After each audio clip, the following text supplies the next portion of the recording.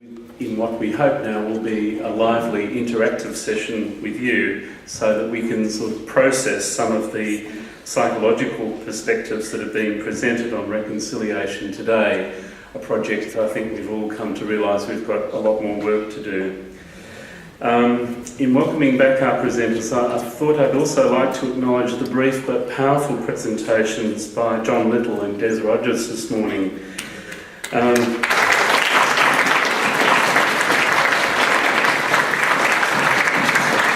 I think along with all the other presentations, for me as I'm sure for you, they've been emotionally impacting the whole day. And there have been moments when I think, I felt almost moved to tears. At other times, really I feel like I've had a lot of anger and outrage evoked in me as well. In particular, I thought the lasting images of the women in the emergency department at Alice Spring that Des spoke of, along with the poor man in the police wagon that Marcia Langham spoke of, I thought brought home really the painful reality that what reconciliation is about at this point in time is really about saving lives. It's a life and death matter, as it says on the poster. I think we've also heard that reconciliation also has to involve acknowledging the painful reality of what's happened in the past and finding ways to deal with the pain. And I was struck by a comment of Lord Alderdice when he addressed the United Nations, where he said, quote, "Resolving the current injustices that have resulted in violent conflict does not lead to reconciliation, much less forgiveness, unless the issues of the past and sometimes the distant past are also addressed." I thought it was a very apposite remark. We've also heard towards the end of the day too what might be some of the prerequisites of reconciliation and how to proceed. What practical ways can we take this forward? I think Cassie's trying very hard in a practical way to take this forward. So really now it's time for you to join with the presenters, I think, to allow some space and time to process really, not just intellectually, but really to process some of this emotion that's been evoked as well, together with the presenters, and see where we can take this in a meaningful way in the next 50 minutes or so. In the break, but I just wanted to add I think, I congratulate Marcia on your paper, and I think it's not just or as part of the correctional system that some systemic racism and discrimination really occurs in the courts, and the courts are the bastion of it, I think, in many ways.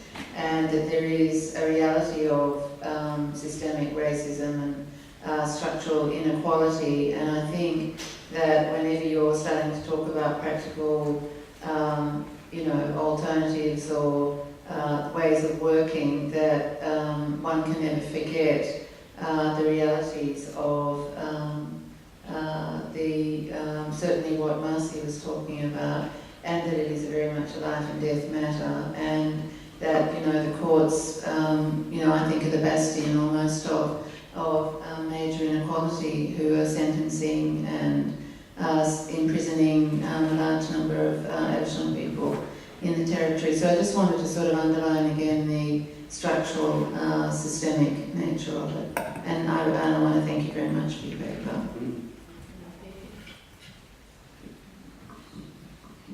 Yes, my name is Diane Vivier. I've worked in some remote communities over the last 20 years. When I listen to what's being said, we talk about what's happened in the past, but the thing is, it's what's happening right now, and it's the silence, this great silence, or the shredding of material, of evidence, and until we can't reconcile, until people know what they're reconciling to, and it's that truth of how the lives being lost the last 10 years even. In the last 10 years, I've revisited some of the communities that I've worked in, and the suicides, the health of people, it's deteriorating in a huge way because people have got no voice. They've been silenced, humiliated, shamed, and it's been still covered up.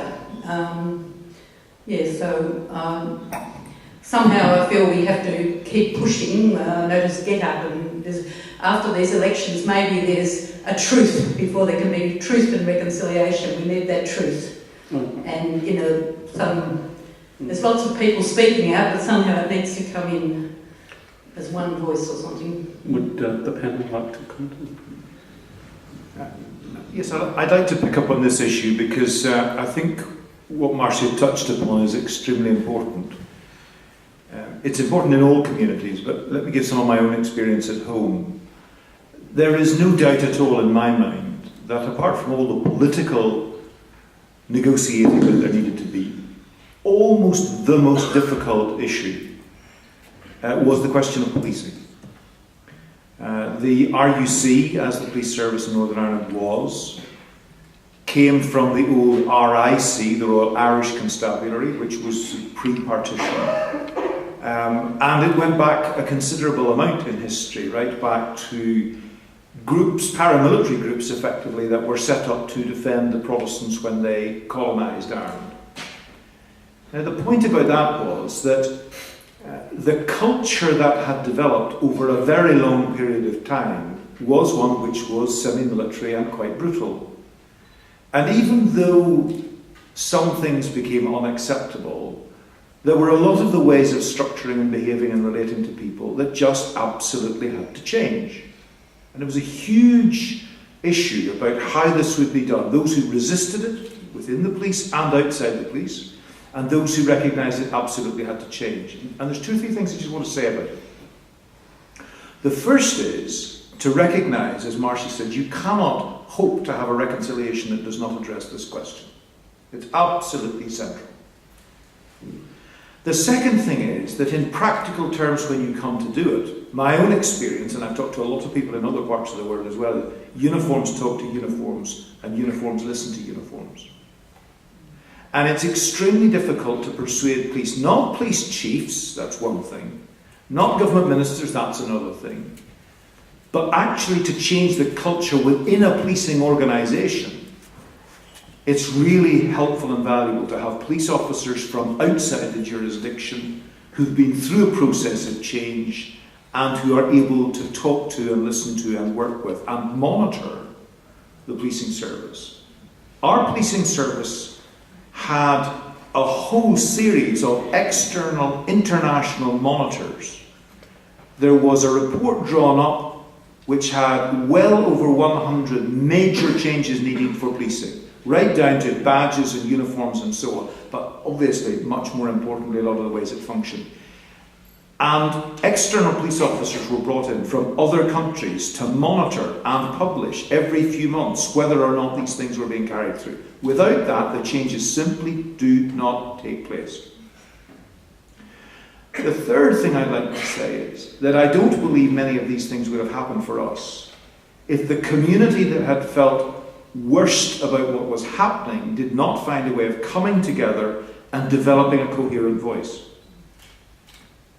A coherent voice that it then took outside the island of Ireland and ensured that there were pressure groups from outside in the international community who started to say to the British government and to some extent the Irish government, but particularly the British government, what is being done is not acceptable and it is going to have to change. And there's no question that eventually the British government decided that this was just too diplomatically costly to continue like this, and change had to take place. Now I have to tell you, my perception from outside Australia is that Australia is not in the international community seen to be failing in its policing in the way that has been described. That is not its reputation outside. And I have the feeling that we could never have sorted our problems by dealing with them internally in our own jurisdiction. And I'll be surprised, pleasantly surprised, but very surprised, if you're able to deal with this problem within Australia and without the pressure from and influence from and monitoring of outside.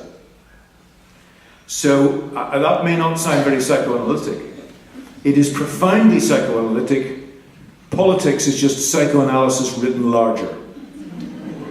But I really do think this is a hugely important issue, and those would be my comments about it.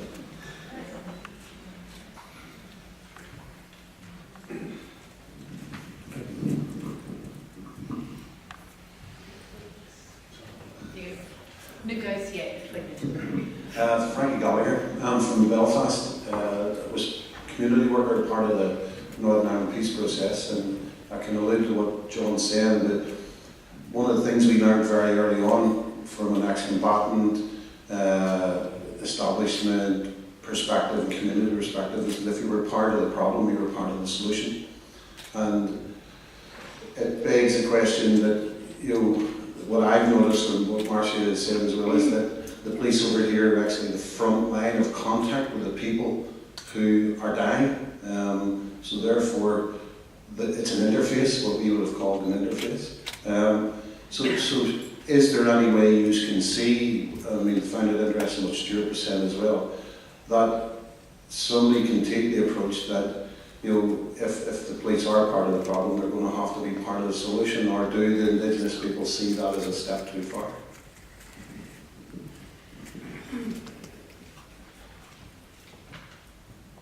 Do other people on the panel maybe want to take that up?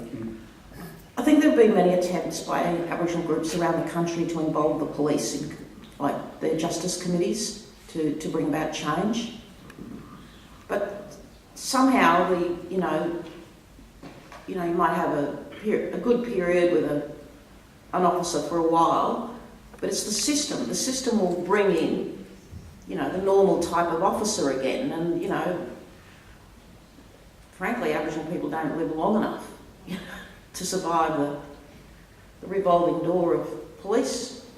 And unfortunately now, you know, because the police have been able to get away with it for so long with us, they're now turning on the African community in Melbourne. You've seen the inquiry reports on what the police have been doing in Sunshine to the African people, and especially to the kids. Extreme violence, humiliation, racist propaganda. It's foul. I think part of the problem really is the police associations. And I have no clue how to deal with them. They're scary, scary, scary. But I think, you know, it's something that we have to keep talking about. I remember back in the day when, you know, when I was quite young, and, you know, the idea of saying the name of rape out loud was, you know,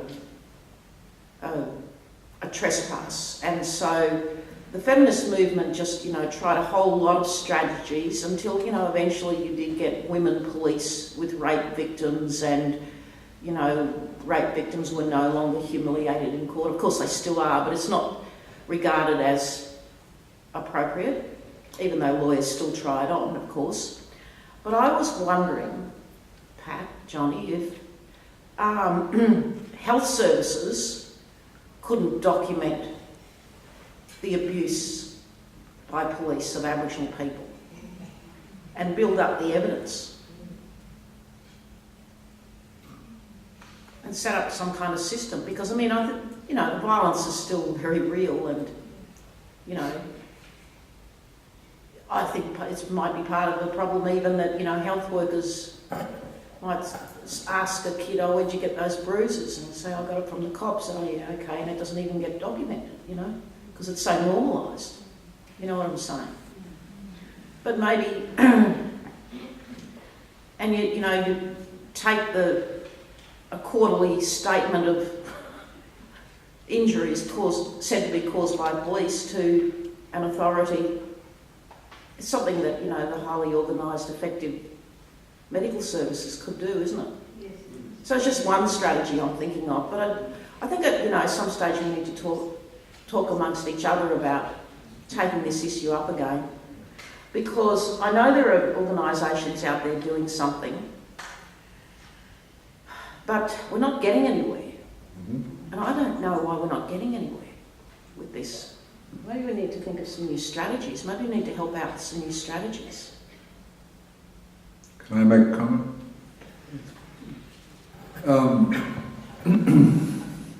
I would agree, after listening to Marcia's talk, that you're very far from a reconciliation process at the moment. And I've heard how very often from several people here how very groups get together and start a process that gets stopped. Sometimes funding is removed, sometimes people are fired, or it's as if the community is saying you need to do something else first.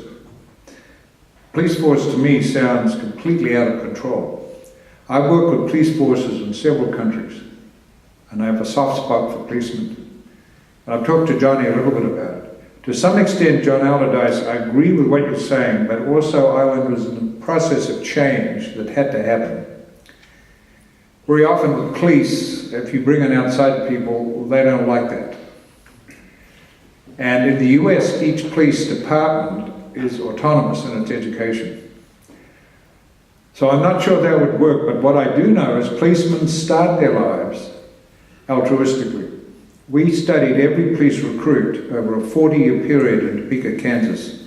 Every single person who applied to the police department was examined for sadism and narcissism and weeded out when necessary. But the point I'm trying to make is police are capable of changing themselves if they get a voice in that change.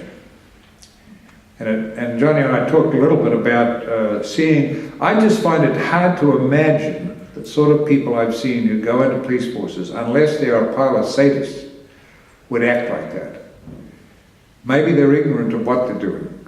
But I think you could give it a shot without bringing in a lot of people from the outside.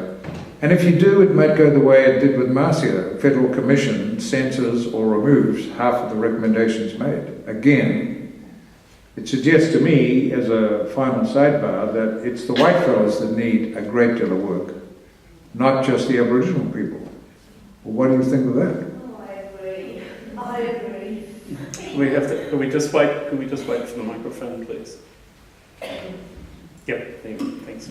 Thank you. I've been thinking and being involved in these issues a little bit for 20 odd years. I'm not of Aboriginal descent, but every time something worthwhile gets going, the rug gets pulled out from under it for some ostensibly rational reason which has got nothing to do with the reality of why it's pulled out.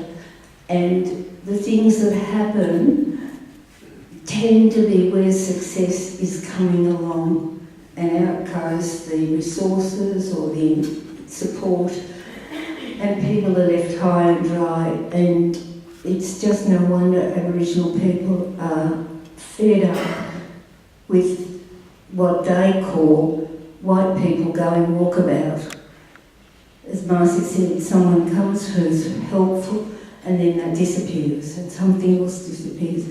I'm only making more negative comment, I realise, because I don't know where the answers are, but it's just... Did you have any thoughts about what seems to happen? Well, I think it's got to be an attitude change in the non-Indigenous community, which is where I place my attention, because I'm not an Indigenous person, and I try to get people talking about these things and beginning to understand. But it's slow, and they're in a framework where the mentality of this society is such that nobody wants to hear that, and it's not on their doorstep.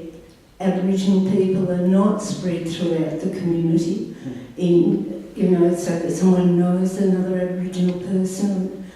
So I'm thinking the point that's being made about it being focused on non-Indigenous people, at least to some degree, as well as Indigenous people, feeling that there's some hope in taking something up. That's all I can say. Okay, well, let's keep that in mind. We'll take another question or comment. And then... Marcia, hanging on to the microphone. My name's Max Whitehead. I've been travelling up to the Northern Territory for 50 years and going on to communities for that length of time.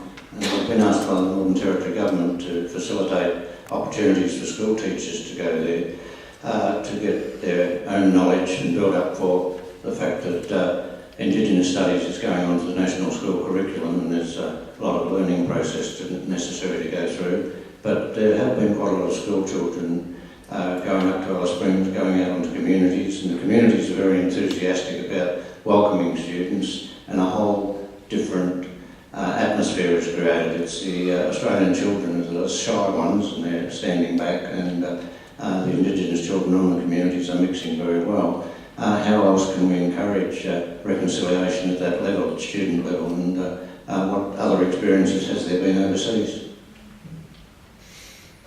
Okay, any response from our panel to this idea of... I can comment on the value of children in reconciling problems impossible for adults. And I'm glad you brought that up.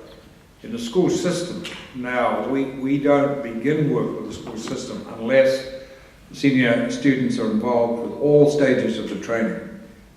And one of the things I noticed as a family therapist was if there was a family with a child under 5, I would have a private meeting with that child and find out exactly what was wrong with the family, every single time. The very young children and children up to 5th grade often have information that's really clear, and they can share it in a way that's logical and meaningful. Adults have brains that have shrunk. One of the things that happens with our brains when we enter adolescence is they shrink. It's a process called pruning. The areas of your brain that you haven't used just disappear through disuse atrophy. Children are immensely diverse in their thinking. And the Cassie School program here is, I think, child-based, and for that reason has been highly successful. And I think you brought up an interesting issue, that would the Aboriginal children be willing to become a major part of such an effort? I think if they were, you might be quite surprised by the success. I'll finish with a case example. A young girl was brought in with failing grades. She was 9, and her parents were with her. And within a minute or two, her parents started fighting. And she was sitting in the patient chair, and the parents were sitting beside. And she winked at me and left the room. And that's the last I saw of her. I did marriage counselling with parents. I could give you 100 examples in which children managed to get their parents to do something sensible. And I think as a culture, by that I mean a world culture, not Australia, I think we vastly underestimate the intelligence of children and their ability to get through the red tape and the silliness and to get straight down to the point. So thank you for saying that. So are these public schools or private school children who are going on these trips? It's 60-40 private schools and public schools. That's good. Well, private schools have done that for a long time and done it very successfully, but the state school system hasn't been much engaged as far as I can see. But that's good that... That's terrific news.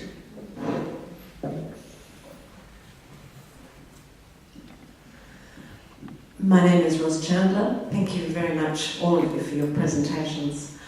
I'm recalling a trauma work conference in Melbourne here in 2000, where 1,000 people, including many from overseas, attended, and a transgenerational Indigenous workshop, which included people presenting from Cambodia, South Africa, and our own Indigenous people here. I'm still remembering very much, it's echoing today, a very powerful and very clear Aboriginal woman said, "You white folk, you go do your work about your stuff, your backgrounds, your histories, your own traumas, whatever, and we'll do ours, and then we can sit down to the table and have a conversation."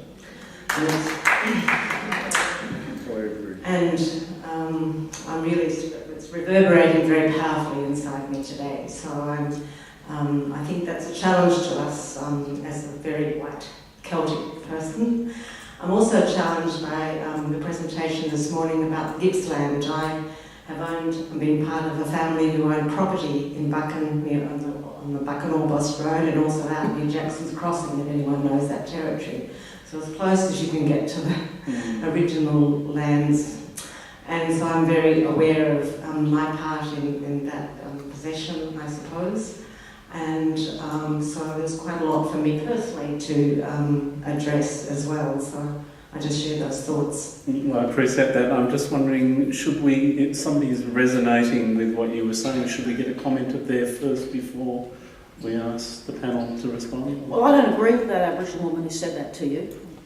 You know, we should all be working on ourselves all the time. That's taken for granted because we're all human. But, you know, when Aboriginal people say that, I often wonder, is this a sand-in-your-face strategy because she doesn't want you looking too closely at her? So, you know, the problem with a lot of the Aboriginal world is that isolated communities get left behind, you know? When I came down here from the Northern Territory, I couldn't believe the preciousness of the white people here. You know, I'd go and see somebody with a normal university problem, and because I was Aboriginal, they'd all run around looking for somebody special to deal with me. Human resources couldn't deal with the human resources problem because I was Aboriginal. A student appeal, you know, couldn't be dealt with in the normal process because I was Aboriginal. They were hysterical. And a bunch of these, you know, throw sand in your face characters down here have trained you all in a very bad way. As soon as you're confronted with an Aboriginal issue, you all think, oh, well, you know, I'm so guilty about being white. I couldn't do anything right. I'll have to leave it to Aboriginal people. And Aboriginal people, you know, therefore don't get equitable access to human resources, equitable access to, you know, the student appeal process. None of the processes work for us because everybody's hysterical about being guilty. Stop it.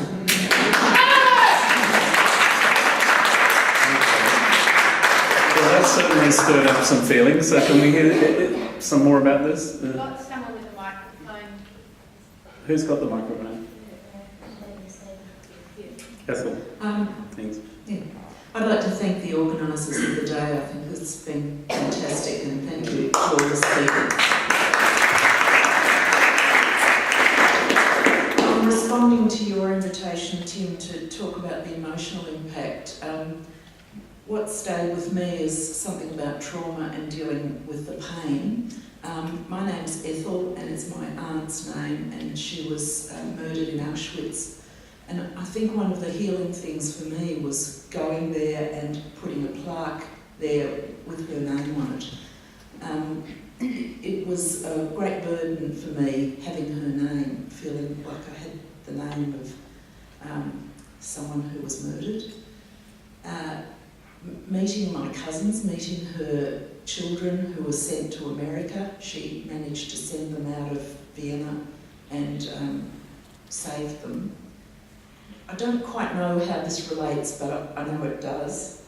I was very moved by the slide that you had, Ian, of the people marching across the bridge in 2000. That there's something about dealing with the pain of the trauma that I think we haven't dealt with. Yeah, agreed. Thank you. Does anybody on the panel want to just comment on that? No. We'll take some more comments. Well, I think the analogy with the Holocaust is one that I share with you, because as I tried to say, I think this goes beyond racism. This is human, non-human, and the Nazis were like that. Those actions in the Holocaust were actions treating human beings as things. It was very hard to resolve that.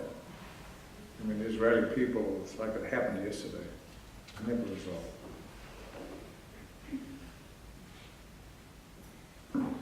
Hi, I'm Jenny Perlstein. Sorry, the microphone's a bit close. I'm on the Committee for Australians for Native Title and Reconciliation. And it's just interesting, the comments. I was one of the people that clapped before when it was spoken about recognising and understanding our own whiteness. And I think that's a really important issue for non-Indigenous people. But I also can sense some other response the other way too. And I don't think it has to be mutually exclusive. And I would agree in some ways with what Marsha had to say. But I've learned from over 30 years in Indigenous solidarity work that Guilt is not what Aboriginal people want from non-Indigenous people. It may be part of the process as we acknowledge our whiteness, but I think we have to move through that and beyond that into then working through our issues and who we are and so on. And when it was said before about the Aboriginal woman speaking at the conference and raising that challenge, I think it is very true. Because as non-Indigenous people, we still have to acknowledge that we have privilege and power.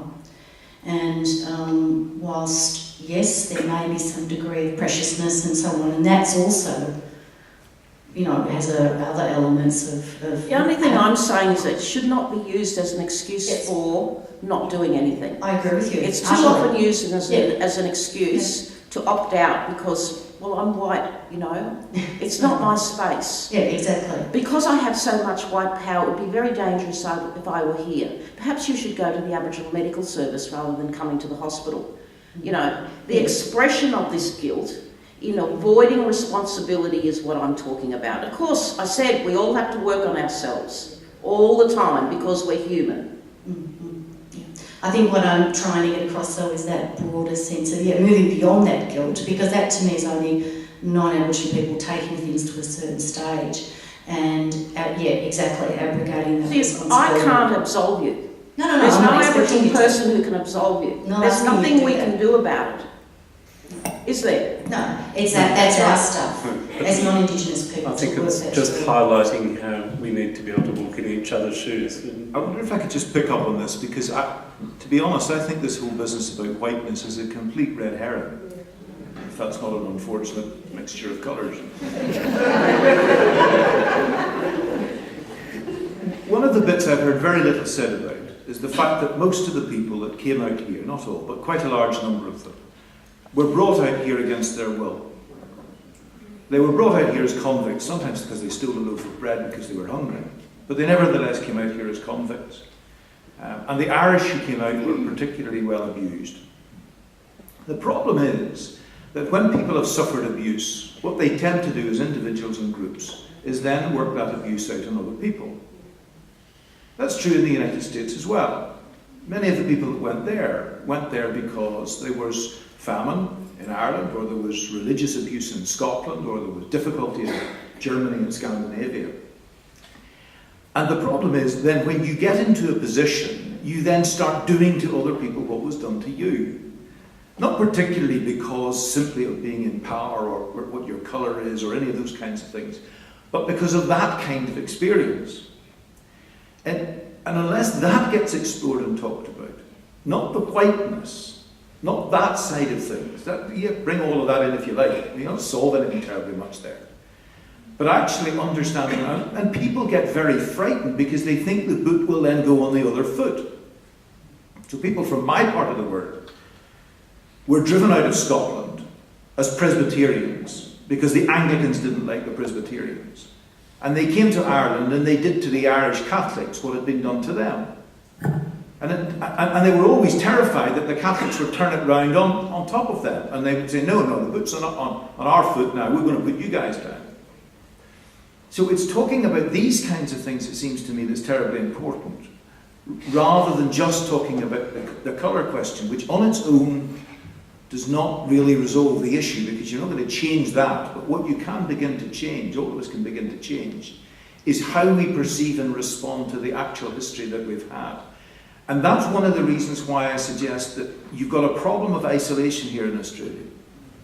You're a long way away from anywhere.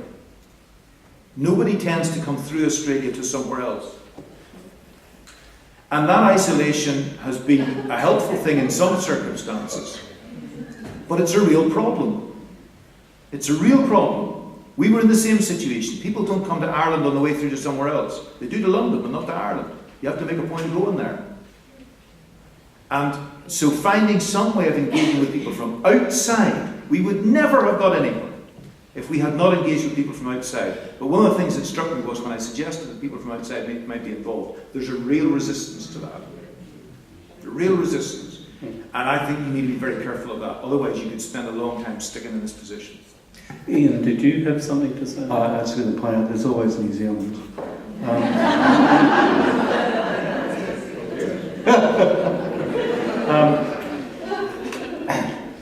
Look, I've been kind of listening. I think part of the point of the presentation I was trying to make this morning, if anyone was to get racked and immobilised by guilt, it's some of us. Ian, could you put the mic closer? I'm trying to... Yeah, no, I'm terrible for doing that. I was kind of trying to make a point that because I think guilt's a particularly immobilising emotion, and it's sometimes very self-indulgent. I think empathy is a far more useful way of finding ways to move forward. And I'm very conscious that actually, when I was presenting that stuff, actually it's much easier to write, but when you actually start to speak it, it sounds quite awful.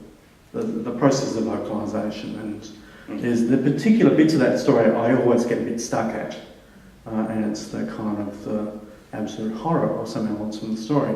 But if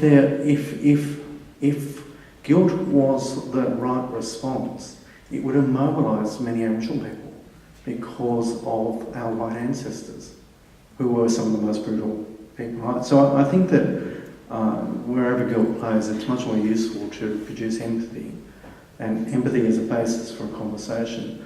There's some very important work done in the trauma space at the moment. A young Aboriginal guy called Graham G, who is doing his PhD, looking at this very thing about how do you actually develop good clinical interventions around dealing with trauma, because trauma is such a common part of the experience of communities that have been overexposed to violence and so on.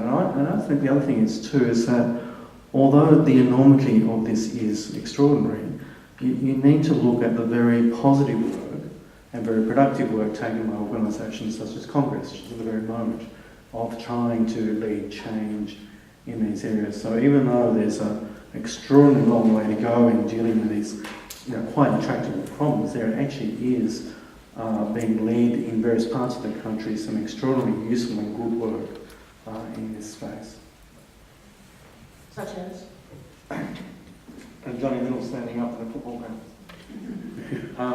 Or young Aboriginal psychology. Oh, you mean Central Australian Aboriginal Congress. Oh, yeah. Mm-hmm. Sorry. But I was thinking, Ian, about when you said you're getting stuck. I mean, I think also the audience has had a big emotional impact all today, and I think we're all reeling with that a bit as well, and struggling with it in what we're talking about and saying. Yeah, but I just want to make a point. Yeah. Some of these cops are Aboriginal. Some of the cops who do this are Aboriginal, right? You understand what I'm saying? So I'm not just talking about white people here. Let me say something else, and maybe should reserve this to the end. I agree with John, it's nothing to do with the white. By white I meant the people in power, the people that censored Nazis' report. They happen to be white, they're white, whatever colour they are. I also remember something you said, that many of the perpetrators were related to each other. They were partly white. And I remember in the United States, there was in the early days of the Human Genome Project, there was an experiment done on famous black Americans who had contributed in sciences and arts, and their DNAs were analysed and traced. And then there was a CBS documentary on it. And these DNAs showed that not a single black person was in fact black. The majority of them were more than half German.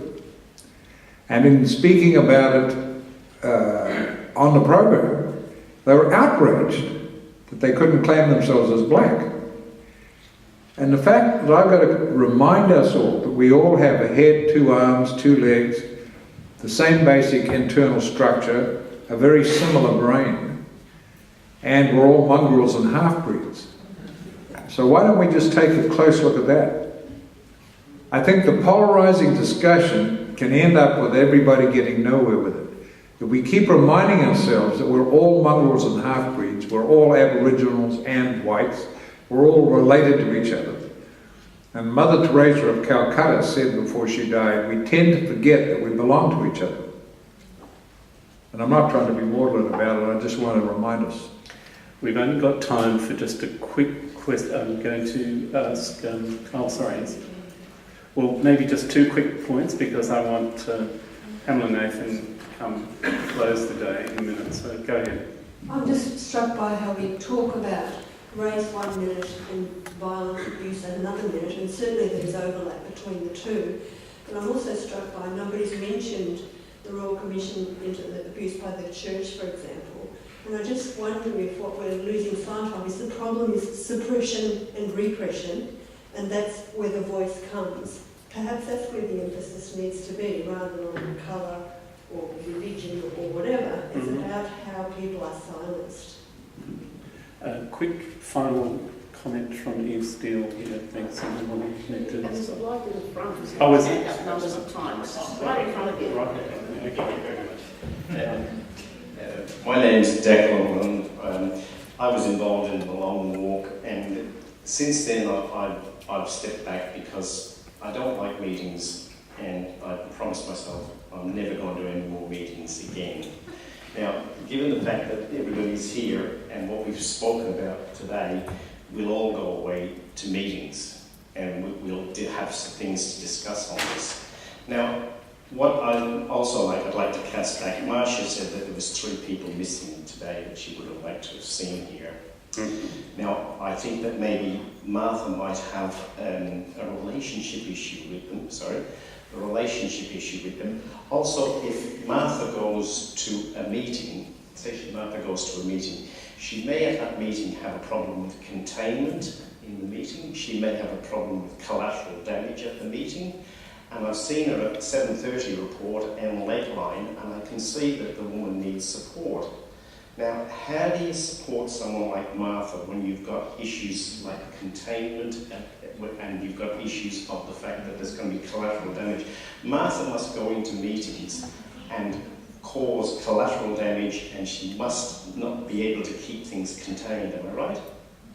So I think we're going to have to sort of finish there at the moment. Thank you for your comment.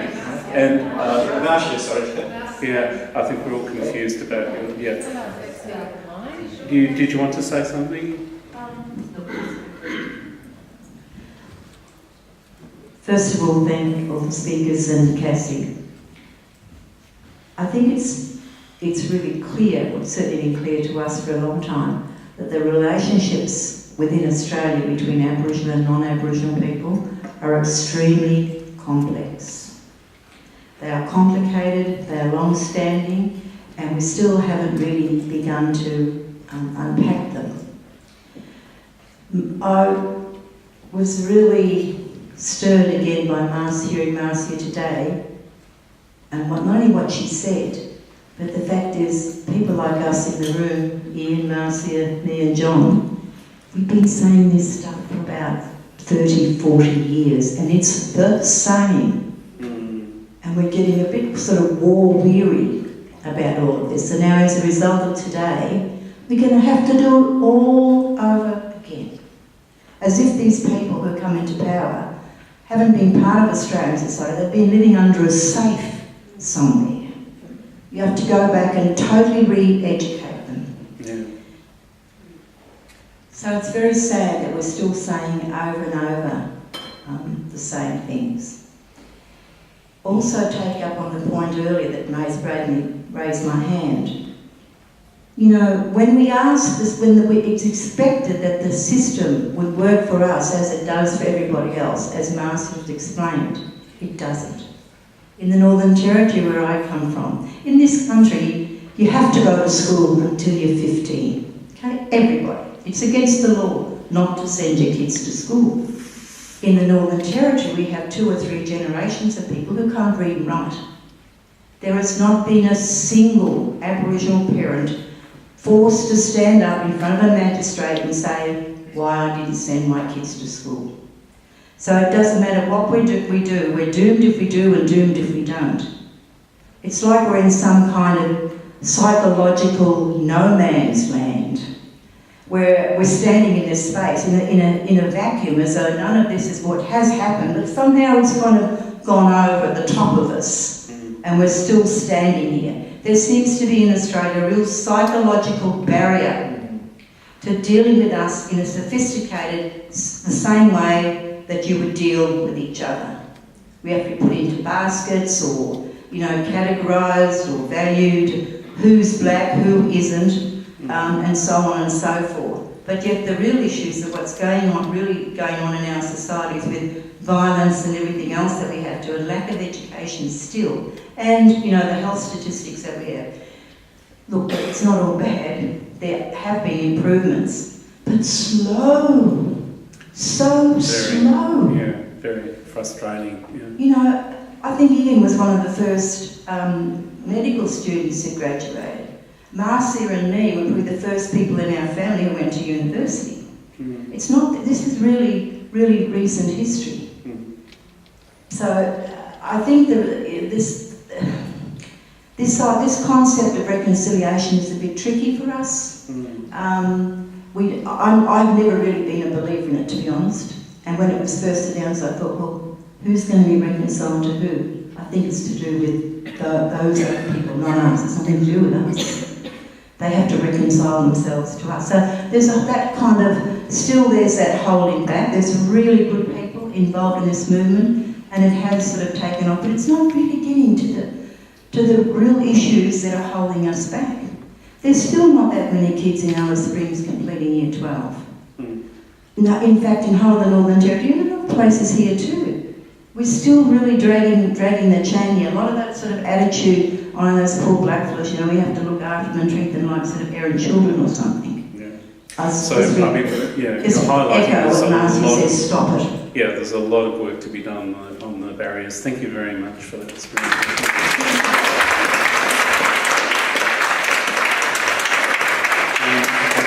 To reintroduce Pamela Nathan, who's going to make some concluding remarks and close the conference. Thank you. Okay. Yes, look, I'll be very brief, and just want to thank you all very, very much for coming, and to thank the speakers very, very much. I think we could give them a final hand.